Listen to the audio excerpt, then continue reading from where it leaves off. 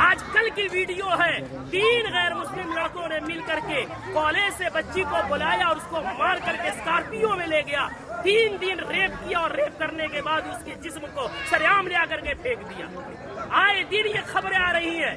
میں پوچھنا چاہتا ہوں، اس کے پیچھے کے ذمہ دار معاشرے کے ہمارے اور آپ جیسے بے غیرت لوگ نہیں ہیں جو شادیوں میں، ناچ گانوں میں، پیسوں میں آگ لگا رہے اور آگ لگا کر کے شادیوں کو اتنا مشکل بنا دیا کہ وقت میں شادیاں نہیں ہو رہی ہے، جس کی وجہ سے ہماری بیٹیاں، جذبات ان میں بھی ہے، جذبات کی رو میں بہہ کر کے ایجوکیشن والی بچیاں غیروں کے گود میں کھیل نہیں رہی ہے، بلکہ ٹیشو پیپر بنا کر کے انہیں استعمال کر کے گلی کوچوں میں پھینک نہیں دیا جا رہا ہے، بلکہ ان کے چیتھڑے اڑائے جا رہے ہیں۔ اتنے ادب و احترام کے ساتھ بار بار اصرار کرنے کے بعد جھک کر کے، باپ کہہ کر کے، بھائی کہہ کر کے، ایمان کا حوالہ دے کر، اسلام کا حوالہ دے کر، پوری سوسائٹی کے عہد و پیمان کا حوالہ دے کر کے کہا گیا، لیکن پھر کیوں نہیں مانے؟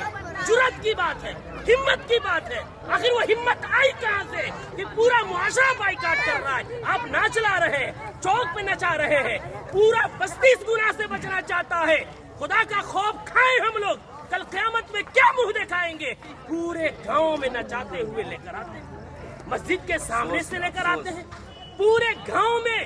یہ کیا ہے؟ اس کو ضد نہیں کہتے ہیں تو اور کیا کہتے ہیں؟ اس کو ہٹ دھرمی نہیں کہتے ہیں تو کیا کہتے ہیں؟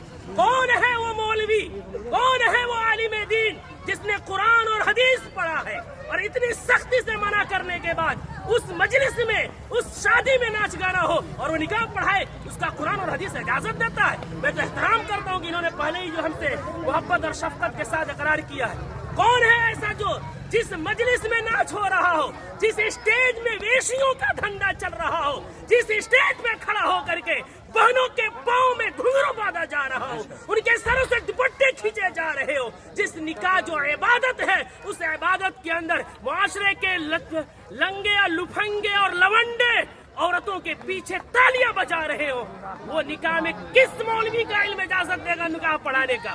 کون سی قرآن اجازت دے گی؟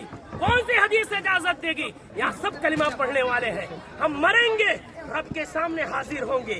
دنیا کی بات چھوڑیں، ہمیں یہ خوف کیوں نہیں آتا کہ نکاح ایک عبادت ہے، نماز بھی عبادت ہے، نماز میں اگر کوئی گانا بجائے نماز کا مذاق ہے، نکاح میں کوئی گانا بجائے وہ نکاح کا مذاق نہیں تو کیا ہے؟ جو مولوی قرآن کی آیت پڑھیں گے ان کا مذاق نہیں تو کیا ہے؟ حدیث پڑھیں گے ان کو پیروں کی ٹھوکروں میں رکھنا نہیں ہے تو کیا ہے؟